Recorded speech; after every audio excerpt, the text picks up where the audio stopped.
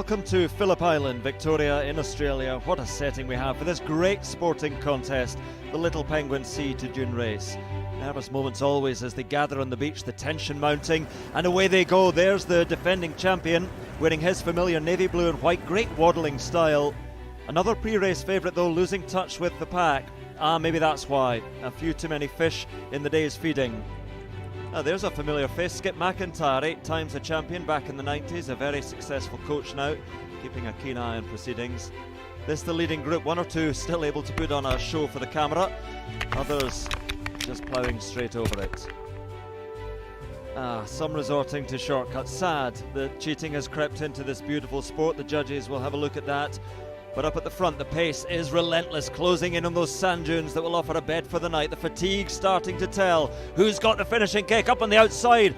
What a turn of pace from that one, whichever one it is. No answer from the rest, and he takes victory. What a win. There we are, into the Burrow, building an extension with his winnings, and back tomorrow to try and defend his title here on Phillip Island.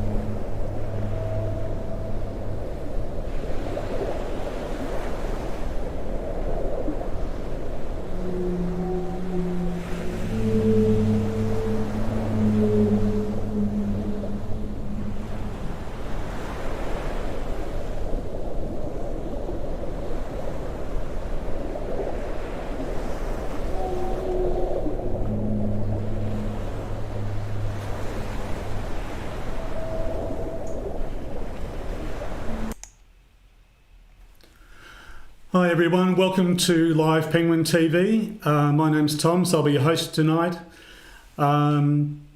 Beautiful evening down at Phillip Island, down on the south coast of Australia in Victoria. And with me tonight I've got Vivian, so say hello Viv. Hi guys, I am going to be monitoring your questions on Facebook and YouTube, so throw them at us, and we like to make it difficult for Tom here. And he's saying no. And last night we had 687 penguins come home, so I'm going to go because it looks like they're coming. Thanks Vivian. So we've got a group on the water's edge already, so we'll just sort of zoom in. They're a little bit earlier than we expected tonight, which is always a way. This is a natural event, as we keep telling everyone. So we know roughly what to expect each night, but yeah, a little bit earlier than we expected. Similar conditions to last night, so a similar start time. So we'd also like to say welcome Malau to Wominjeka, and to all our people of First Nations, people watching. We live on Bunurong land, and so we'd like to acknowledge their leaders past, present and emerging. And this group's not mucking around. It is breeding season, as you would have heard, and they're pretty keen to get across the beach into the burrows at the moment. So as we've said before, this is neighbours coming home. It is a natural event, but it's basically neighbours coming home. There's no family groups, no hierarchy, no anything like that. If you get a few brave ones, I'll drag the group up. If you get a few nervous ones, I'll drag the group back. It's a pretty overcast night tonight, no full moon or anything like that, so it's pretty ideal conditions for the penguins to cross the beach. And having said that, something spooked them. And I can't see what it was, but there was a few nervous ones in that group. So technically they could party on the beach all night at this time of night, but with their dark feathers on the open sand, they feel very vulnerable and very nervous. Once they get into the rocks and dunes here, they feel safe. They can jump up to about their own height, so small rocks aren't an issue, steep hills aren't an issue. They do have claws in their web feet, which helps them up steep climbs. We've still got the pool of water here because of all the heavy rain we've had in the last few weeks. We had a shower this afternoon. I know Melbourne, some parts of Melbourne had heavy rain and hail today. We didn't get that. But there's so much moisture around at the moment that any extra rain will probably fill this pool up even more because it'll just run off again. So they've got to swim through the shallows here, which makes it a bit interesting when we've got people on the stand. We are closed to the public. Oh, here we go. We've got Bruce the Goose. Bruce the Goose. Bruce the Goose coming in. I've seen a few other names as well, so that's probably spooked these. Oh, I've got two, so that's going to spook these guys even more. So I think they've actually gone under. They can actually go under the stand here, and they'll come around the other side. So we might go back to the beach and wait for their friends to come in. We've had some pretty exciting news in the penguin colony in the last few days, last week. Some of you would have heard if you watched on last Wednesday or Saturday. But we've had the shearwaters arrive, the short-tail shearwaters, which is fantastic news. They're usually due around about this time of the year. And they've started arriving in the last week. They've flown all the way down from between Alaska and Russia. It's 16,000 kilometres to get here, 10,000 miles. They'll be here through to April, our spring, summer. They'll breed, they'll have one egg and one chick, and then they'll fly back up north again. They live into their 30s, and they fly down to the South Pole a few times while they're here as well. So they cover a hell of a lot of kilometres in their lifetime. They truly are amazing birds. We don't really see them that much up this end of the beach, but we certainly hear them when we walk back through the colony, back to the building in the night. They look a bit like bats when they're flying, and they sound very much like angry bats in a colony. If you want to see shearwaters close up, check out Frozen Planet, which is one of those fantastic David Attenborough series from years ago. About 5 or 10 minutes into the very first episode of Frozen Planet, there's fantastic footage of these whales diving and feeding up near the North Pole in the Arctic Circle. There's thousands of birds diving and feeding as well. And Attenborough says it's a short-tailed shearwater. So it's actually the birds we get here. So we get about 1 million on this island here. They fly down towards the south coast of Australia and Tasmania. And according to Attenborough, there's 25 million that gather in that one spot in the world up north. And he says it's the largest gathering of any seabird in the world. So even though they're flying birds, they actually dive looking for krill in the ocean. And they can dive up to about 50 metres. So there's fantastic footage on this documentary of the shearwaters actually diving looking for krill in amongst the whales. So check it out if you get a chance, or you might have it in your library or at home. So, as I said, these guys are pretty keen to get home at the moment. It is breeding season. A lot of them have got eggs or chicks or partners waiting home. And the other good news we've had, which you would have heard briefly on Saturday, and it's been, I think, posted elsewhere, we had a burrow cam hooked up to our free app for a long time, but that's been out of action for a while. That got reconnected on Friday, and the camera that got's a lot clearer than the one they used to have.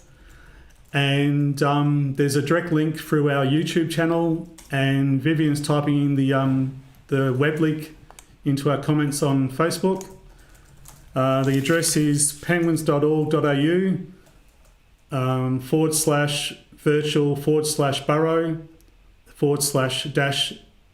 /burrow/dash cam. When I say dash cam, it gets a bit confusing. Very good. But shortly, within a day or two of them setting up the camera, a penguin moved in, and it was lying on some eggs when I checked about an hour ago. There is one egg in there, but the penguin was standing up and I think heading outside before. Yeah, penguin's gone outside to go, oi, get home. I don't want to deal with the egg by myself. Yeah, it's dark and safe, so the penguins... Oh, here we go. Nearly a bit of mating going on already. It is breeding season. So check it out. There's not always penguins there, but because there's eggs and a couple obviously breeding, there should be a fair bit of activity. And within a few weeks, 4, 5, 6 weeks, we should have some little chicks there as well, which would be great news. So keep your eye on that. So the penguins' first priority is across the beach, as you've seen. Once they get into the dunes here, they often stop. And these guys aren't going to stop tonight and make lies of me. I was actually down on this stand last night. with visitors, and we had quite a few hanging around and having a long pit stop. And you'll see them printing with their feathers and getting rid of any sand or grit. We'll just switch over to the highway camera at the moment to get this group coming through. So these geese are trying to get into every shot tonight. Stop talking about penguins. We're way cooler. So, as I said, these guys aren't sort of standing still because these geese are sort of moving back and forth, and I'd say they've probably got eggs or chicks around there, a bit agitated, and when they... Oh, hell, I can't believe this. Oh my God! What are you doing? This is what I call, what is it, stage hogging, well and truly. Yeah, camera absolutely. Hogging. Unbelievable. I've never seen this before. No, very nice close-up. Well, there's a very good close. There's a goose's view of the penguins from over their shoulder as they're scaring the penguins away. So I think that's just about a first on live penguin TV.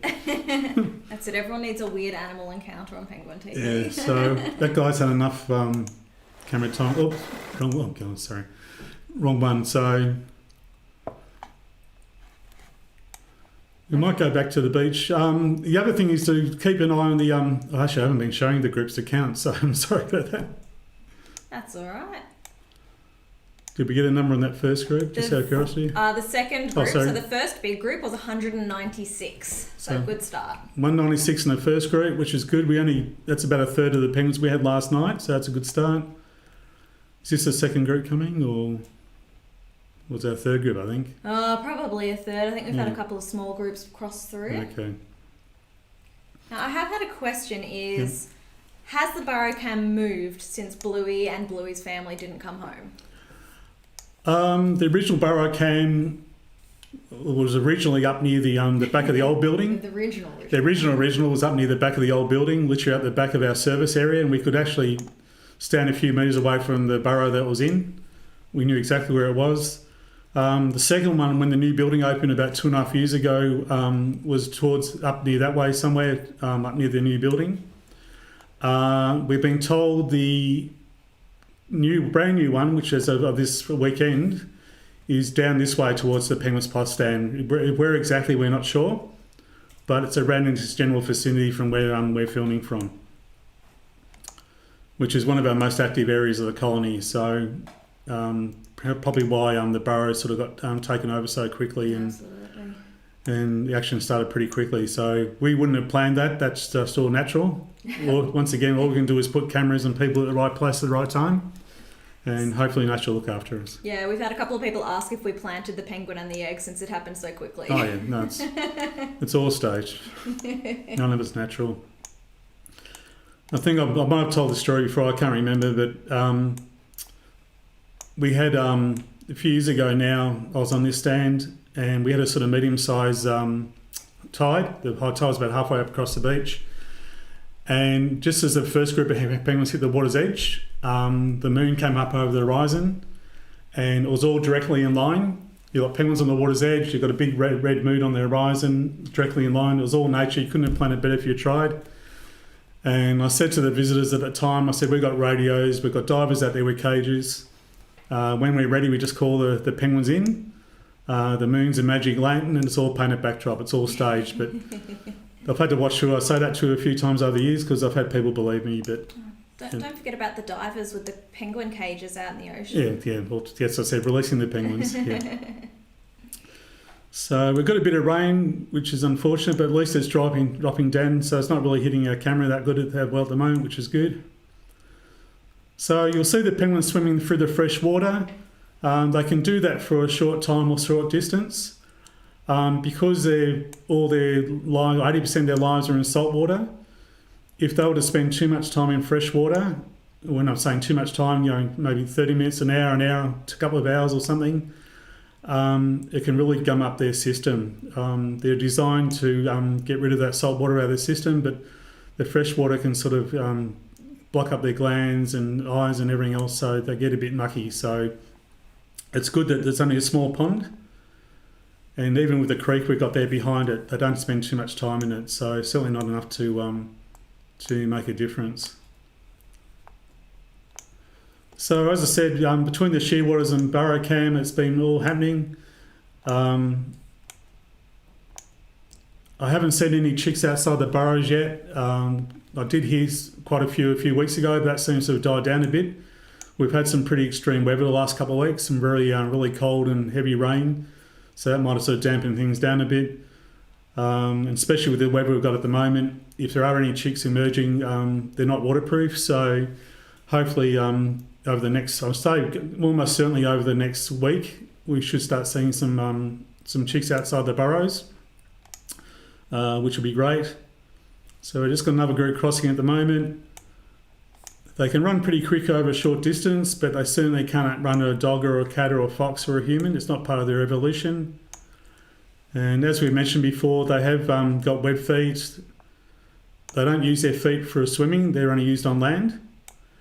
And that's why they've got little claws in their feet to climb up those steep slopes and pathways that you've seen on the right before on the streaming.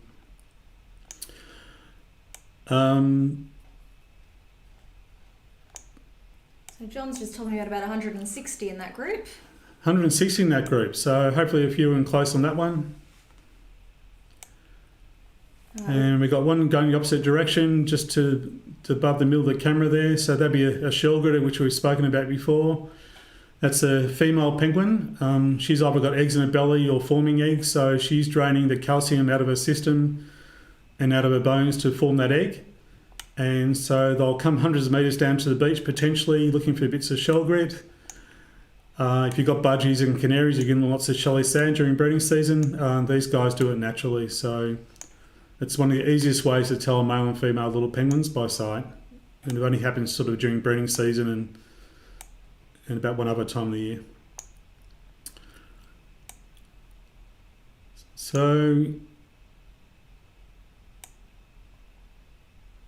the other thing, like I said, I was down here on this stand last night, and you would have heard maybe before that most of the penguins in the parade area are microchipped for research, for identification.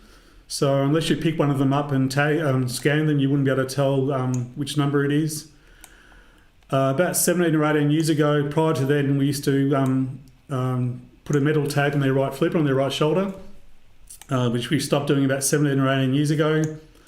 Up until a few years ago, we used to see a few each night coming through here with tags. Now they're few and far between. So much so that I don't even mention it during my beach talks anymore. I was down on this stand 3 nights ago chatting to some visitors, and sure enough I saw a penguin with a metal tag, so that penguin was at least 17 or 18 years old. It could have been older. It's the first one I've seen with a tag for months. Last night I decided to mention it during my talk, and Murphy's Law, I didn't see one that night, so it was always going to be the case. Right, So, you're at your 5 minutes, Tom. 5 minutes already. 5 minutes, Oh, goes God. quick. That's why Jordan and I keep talking. Okay, I might get. Is that for 20 minutes or 30? Oh, it's up to you, Tom. Yeah. I'm in no rush. What was it 5 minutes for?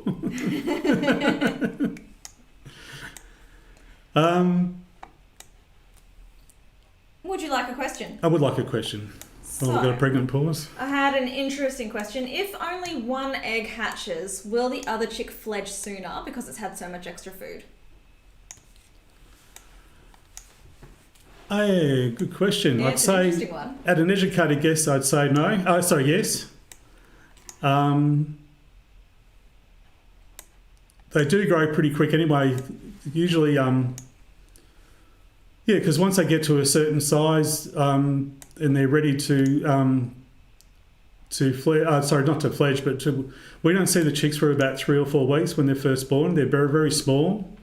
I've held a 2-day-old chicken in the palm of my hand, but they grow very quick. It's a very rich diet. Once they're about 3 or 4 weeks old, we start seeing the older chicks outside the burrows waiting for mum and dad to come home.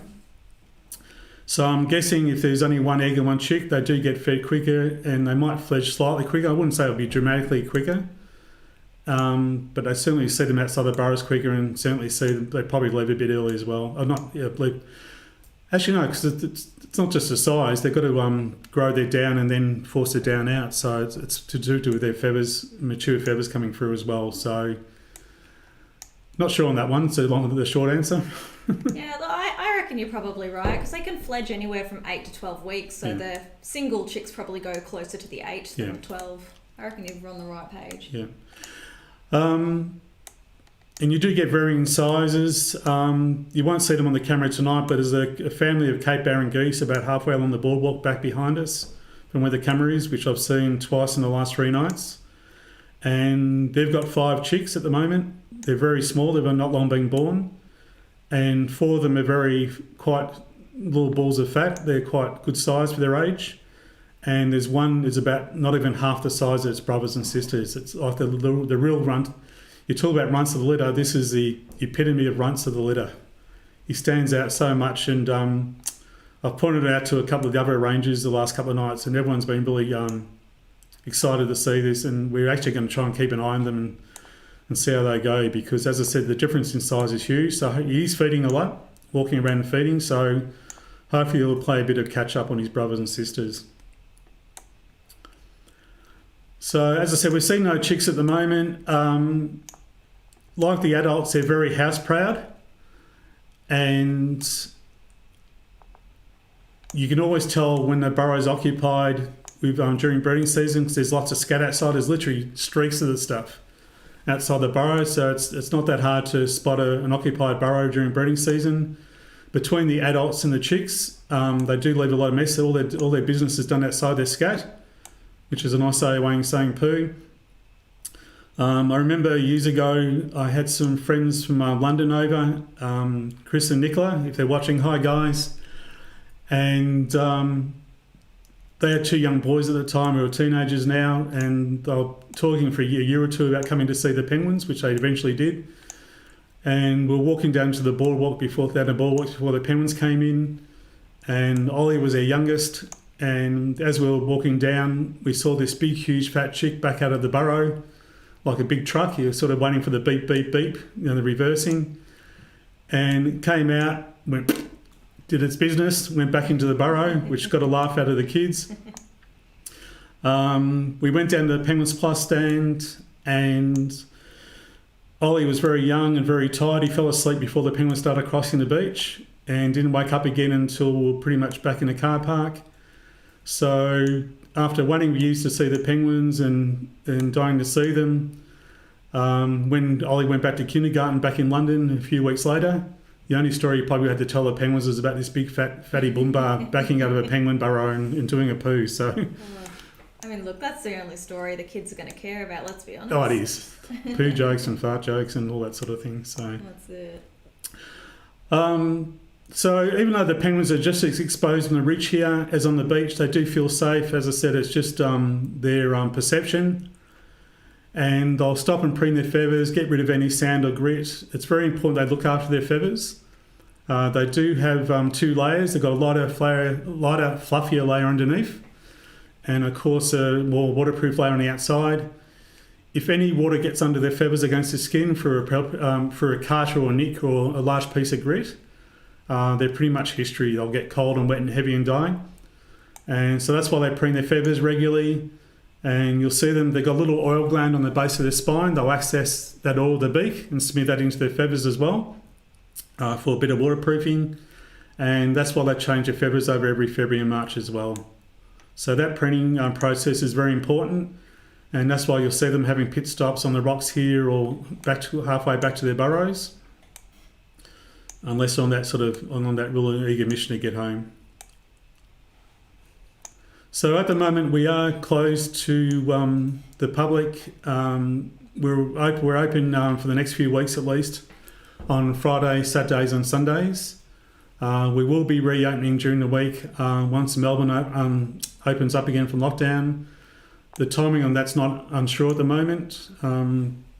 There's talk about Melbourne getting up to 80% vaccinations by the end of October. And what's involved in that and to what extent, we're not sure ourselves. And our management will get told and then we'll get told. So at the moment, it is Fridays and Saturdays and Sundays only for the next few weeks at least, the next month or so. But we will let everyone know once it opens up Monday or Thursday. If anyone's from my stands watching tonight, so hi guys. We had some great viewing last night. hopefully we'll see some of you down on the colony, reaching the penguins if you can in the foreseeable future. Apart from being at the penguins, you can, apart from the live streaming, get involved through our Penguin Foundation. All our visitation, we work for the Phillip Island Nature Parks, which has been around for just over 20 years. Most of our research and the work we do and environment work is through visitation over the last 20 years.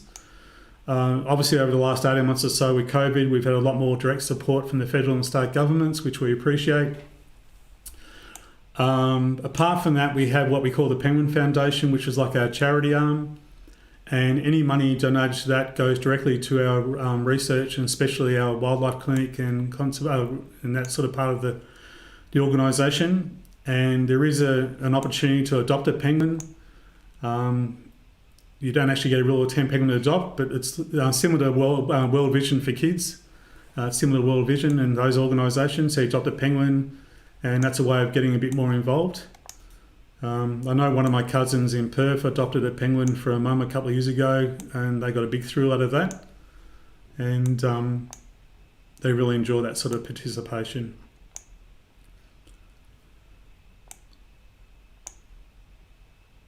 So we might just watch this group through. We'll just go back to when they come through, we'll go to the side cam a bit and try and get a close-up. As we've said, they do have very short legs, and these are actually up inside the body, and that's why they got that waddling action from side to side. They can run pretty quick. If they're really sick and injured, they won't run very fast or very far. If a penguin comes through with a human injury, propeller cut, fishing line, oil, the rangers will step in and we'll put them in our wildlife clinic. If it's a natural injury, we try and let it go.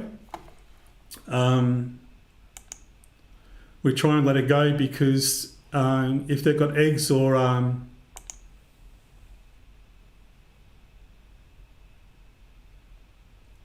just going, that's all right. If they've got eggs or we don't know where their burrow is, or chicks, we don't know where the burrow is, so we don't want to put mum or dad out of action for a couple of days or a couple of weeks.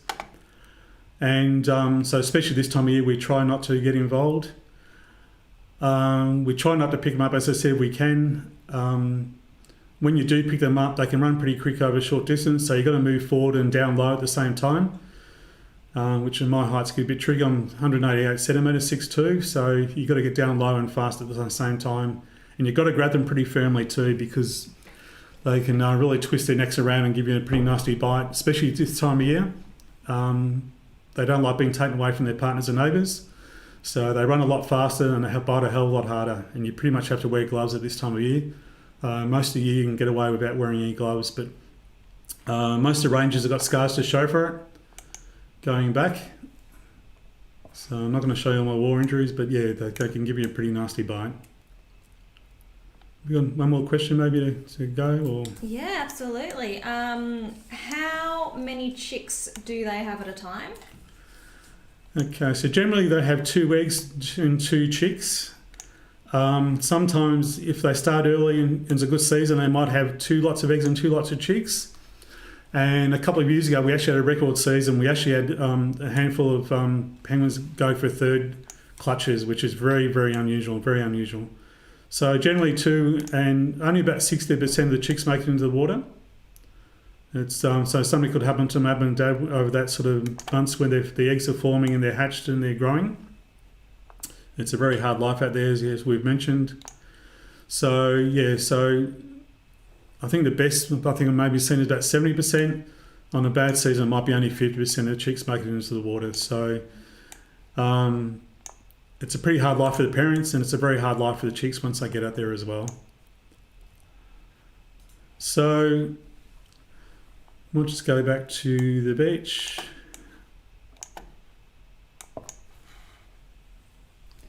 And all right, while you're doing that, how far apart are the eggs laid? Since we can see there's only one in the burrow camera. What was the question again? Sorry. How long apart between laying eggs? So the burrow camera's not one. When do we expect the second one? it could be a couple of days. I think we've been told as much as a week, which surprised a few of us when we got told a couple of years ago. We assumed they popped out pretty much straight after each other. And that's why you can see some pretty distinct differences in chicks sometimes. Often they're pretty close together in size. Other times you'll have a big, huge monster and a little brother or sister, which I always feel sorry for those ones because the chicks are very aggressive chasing the parents for food, and the parents do try and play it fair and share it around. If something does happen to mum or dad, the older, bigger, fatter chicks usually got a good chance of surviving. The little one less so. So usually the bigger and fatter they are when they appear at the burrow, the better chance they got. They can go up to about a week without having any food at all from the parents if they're a good weight.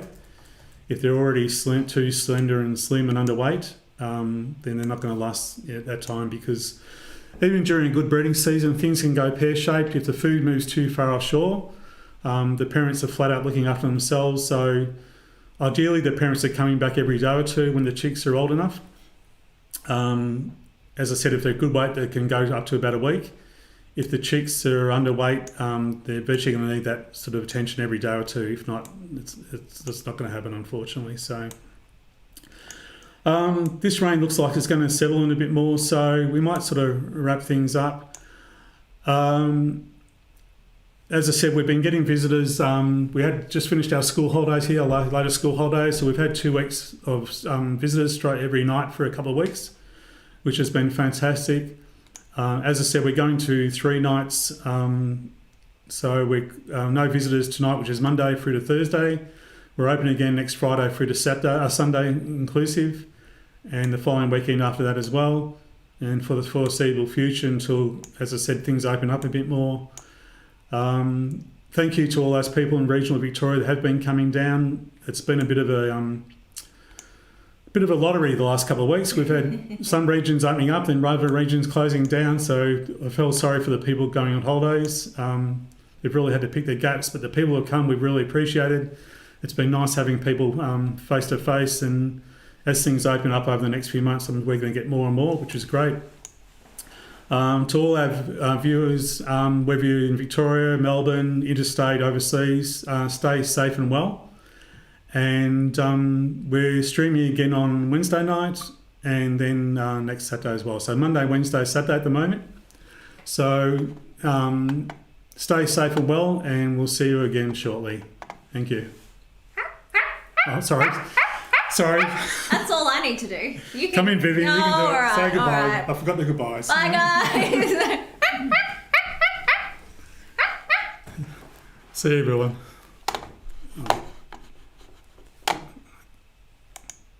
Is that it? Mute.